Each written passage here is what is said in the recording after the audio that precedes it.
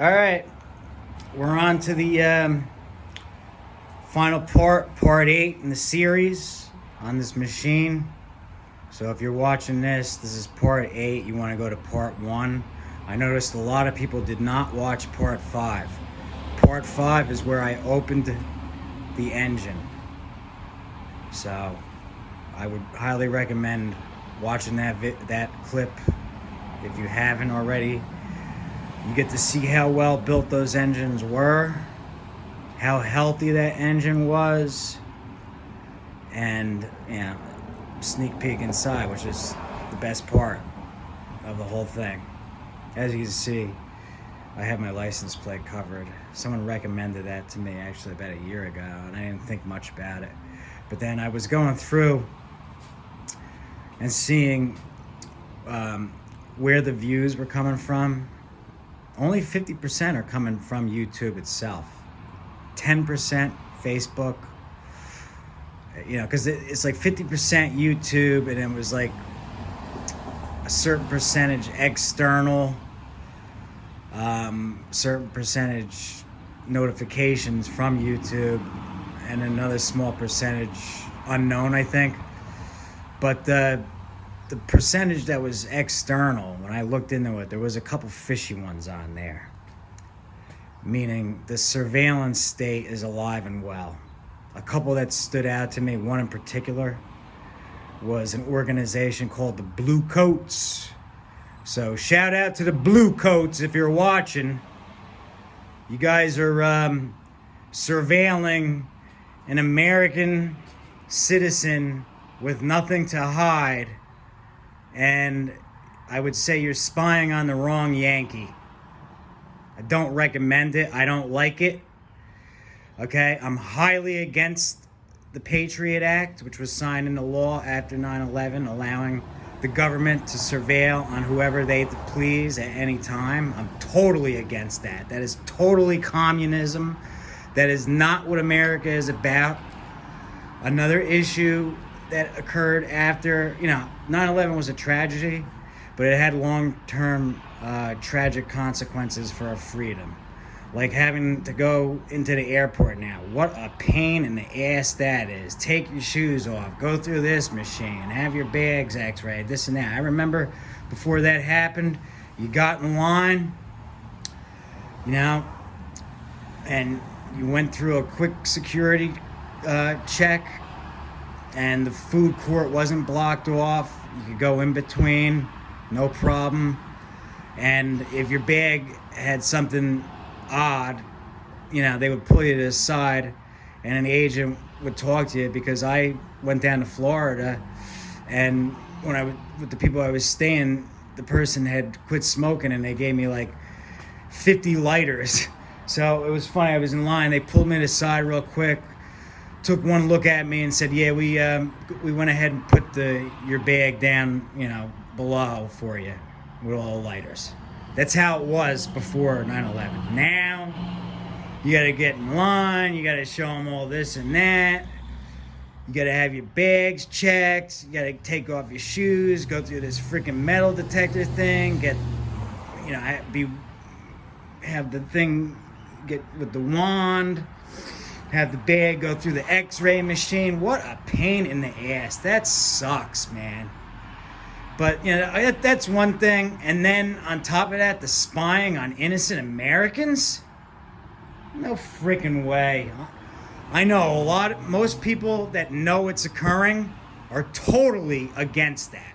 We don't like it. We don't want it. And it's been proven that this whole mass surveillance of basically taking all of everybody's information and data doesn't work. It doesn't stop, real bad people from doing what they're going to do, because they're collecting everybody's data. And now it's at the point where when smartphones came out, it expanded much further, because now everybody's using the internet and everything right there in their pocket. And, you got people making YouTube videos, this and that. But now it's to the point where private companies are doing it for a profit, collecting people's data and their information, all to sell for a profit. It's sick. I hope it's turned around. It's totally communism. This is not communist China or communist Russia. This is the free United States of America, and we have the right to not be spied on for any reason unless there was a specific reason that you're spying on people. So I'm totally against it. I noticed there was blue coats, okay, which is now part of Symantec. Another odd one came up, something like, I don't know. There was a couple other ones, but just be mindful of the fact that basically you are being watched at all times. This is a surveillance state, basically.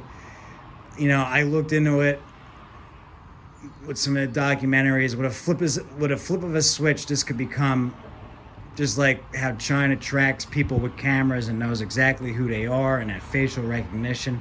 That's where we're heading. It's sick. It was a total tragedy on the freedoms that we used to hold dear in this country. So, to those watching my videos from external sites, okay, for whatever reason it is, back the fuck off, okay? I know you're doing it. I got nothing to hide. I'm over here making how-to videos and videos on improving machinery, okay? Clearly, I'm a supporter of the current executive administration, okay? And that's it. Back the fuck off. All right, now let's go ahead and get on to this. Now that I've said my spiel on that, I had to get it out there. All right? See that flag there? Okay? There's no threat to democracy here. So back the fuck off. So anyway, here we go. Let me get off of that, because that really does piss me off big time. Blue coats. I mean, can you believe that? These freaking people, these organizations are running just like the Gestapo did in Nazi Germany. And then they had the name to call themselves the Blue Coats, like they're Yankee, the Yankees. Like the Civil War Yankees, the Union. They don't represent what the Yankees or real Blue Coats represented. The fight for freedom, okay? So, and that too, that makes me sick that they picked that name and they're spying on people, which is totally commie, all right? So anyway, now let me get on to this. I used the goof off, got all the overspray off of the machine. This stuff, do not breathe that in and wear gloves. That is definitely a cancer causer. And cancer, you take preventative measures not to get cancer. Cancer is caused by chemicals, pollution. Not all cancers, I can't say, okay? But you want to cure cancer, you prevent it for a lot of it. So stuff like this, painting, grinding metal, wear a mask, wear, face protection, and wear gloves, and do not breathe in the fumes. That's how you stop yourself from getting cancer. That's how you prevent cancer. That's the cure to preventing cancer. Not all of them. I'm not saying all of them. I'm sure there's certain ones out there that they still don't know. 55 years into the war on cancer, still don't know the cause of all of them. But a large percentage of them are definitely caused by people working in unsafe conditions around chemicals. They're dangerous. So that's just no, because that stuff is strong. That stuff works really well at removing overspray paint, especially fresh overspray paint. You dab a little bit on a rag, and you wipe it and it comes right off. Even older paint, it takes off pretty easy. That stuff is strong. So chemicals in general, that's the situation there. All right. So yeah, I did that. I touched up the areas with the paint pen that I couldn't get with the regular spray can. What else we got? Went ahead and trimmed the cover. Fits perfect now. Right down on it. Perfect. And now we'll give it its first start. Oil's in, right to the level. Turn the fuel on. I guess we'll go ahead and do it with the rope start. I'm sure I could do it with the key. It don't matter. Here.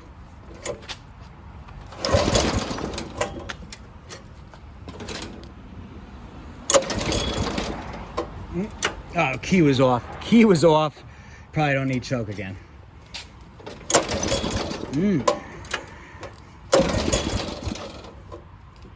Fuel's on there. Yep. Use the brake on. Brake's on. Neutral. Deck's off. Maybe I put it, flood it when I try to start so many times. Oh, yeah. Okay. All right. Yeah, I initially flooded it because I had the key off.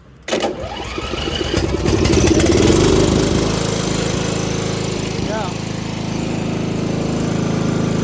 And normally, on these engines that don't have an independent choke, there we go. Hey, this is real time. I was going to say, normally with these engines that don't have an independent choke, when you first start the engine, you want to bring it down to about half throttle for a minute or two, let the engine warm up, and then kick it on to full throttle. This way everything gets lubricated before you're running at full swing. For the ones that have an independent choke, right, you don't have to worry about that because you can choke it at half throttle and start it. But that's recommended.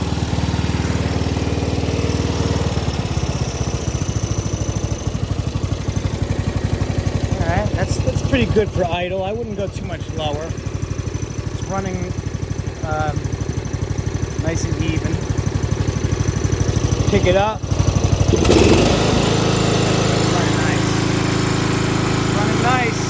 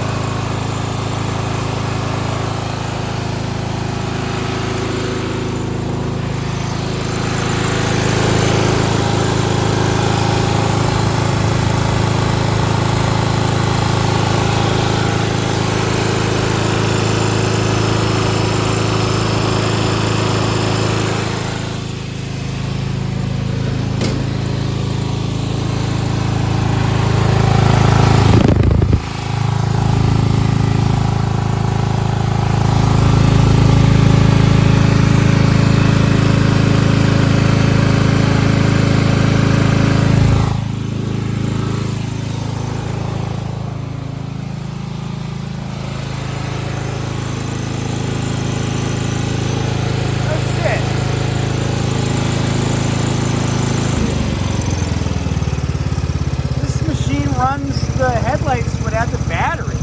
That's one of the machines that run the headlights without the battery. Most of them now, you have to have a battery to turn the headlights on. I just noticed that. I can run the headlights without even having a battery. That's nice. I was just looking. You see how you get that? This is a single cylinder, so it makes the hood rattle a little bit. It's not even the hood.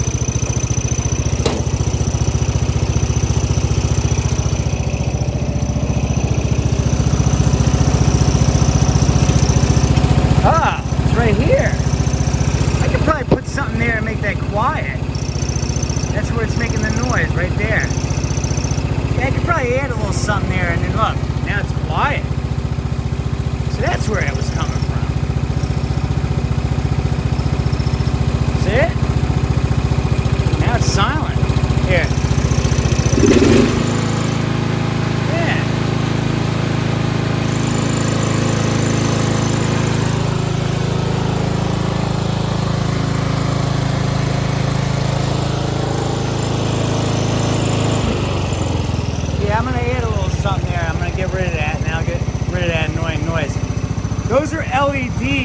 headlights I added to this machine. So they're far brighter than the stock ones. Okay, so I was checking. It's not leaking at the dipstick. It's not leaking around the sump. It's not leaking at the seal. The only spot I saw where it was still a little bit of leak was that tube that runs from the breather.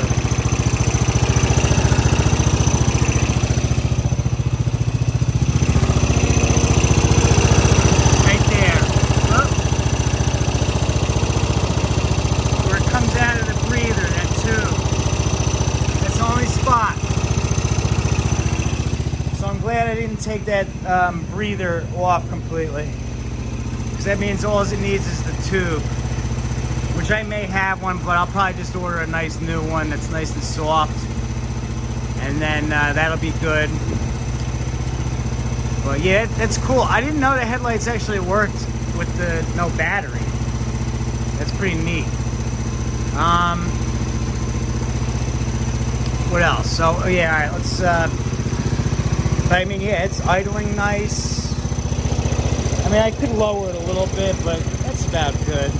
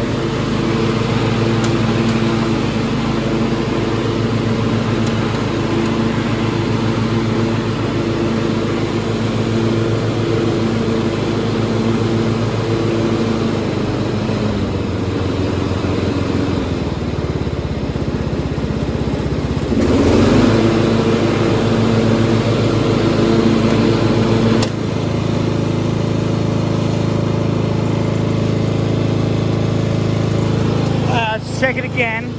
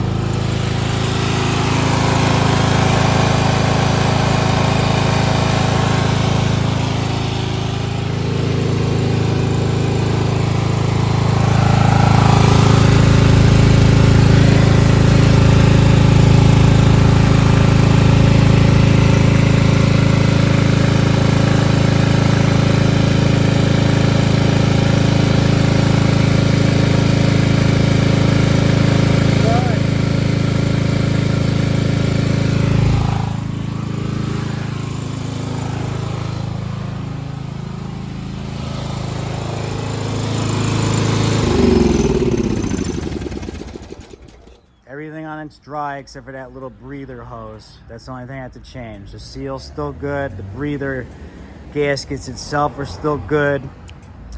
The dipstick area is not leaking anymore after I tightened it up. There we go. Okay. Needle and seat.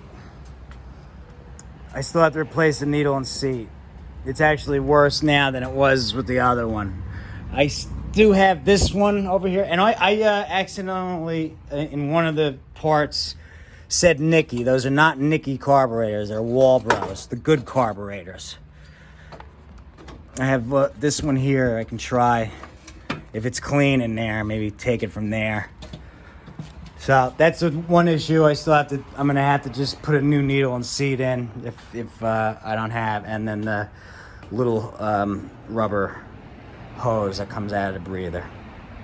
So that's only two things I'm gonna have to deal with. But I've got the shut-off valve, which I'm not gonna forget to shut off. So as soon as I shut the engine off, you shut the valve off and you're fine for now.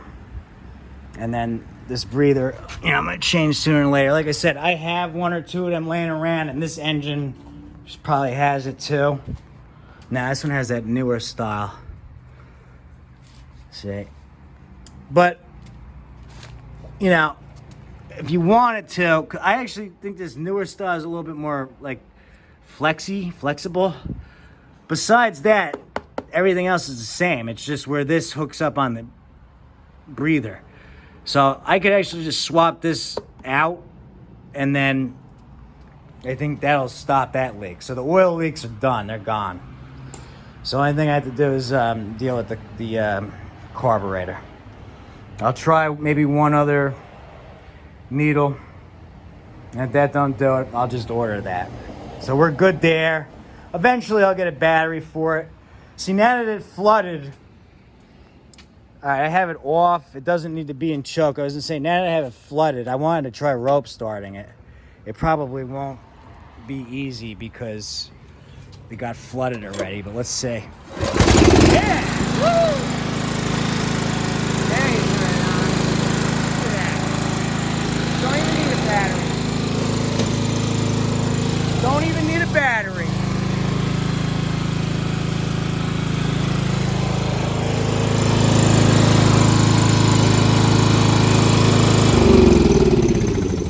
So I'm not gonna mow the lawn today. It rained for like the last 3 days. It was raining earlier. It's all wet. I don't want to get the thing all clogged up with crap. So yeah, that's it.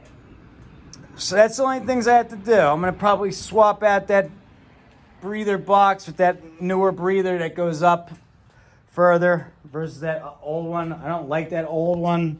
They seem to be, you know, just a bit harder in general. And needle and seat, which I'm going to try dealing with now. But those are the two things. The one I can fix right now with that other breather and air box. And then the carburetor, I'm going to try one more needle. And then if that doesn't do it, I'll just order a new needle and seat and put that in. And that's it. She's good to go. So that's it. This was part 8. Thanks to everybody who watched. Don't forget to like, leave a comment, let me know what you think. I think these machines are awesome. And subscribe. That would really help a lot.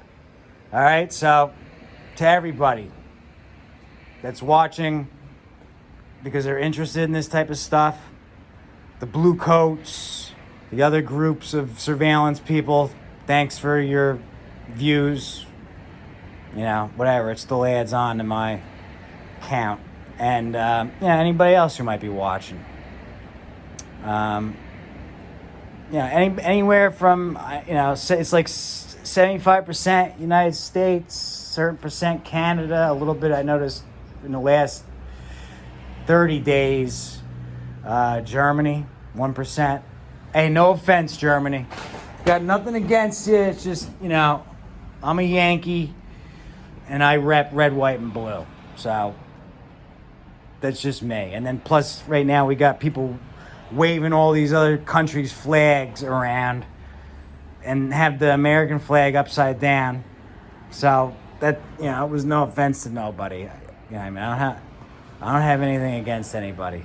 So don't think that. So if you're from there, thanks for watching. I know Netherlands, France,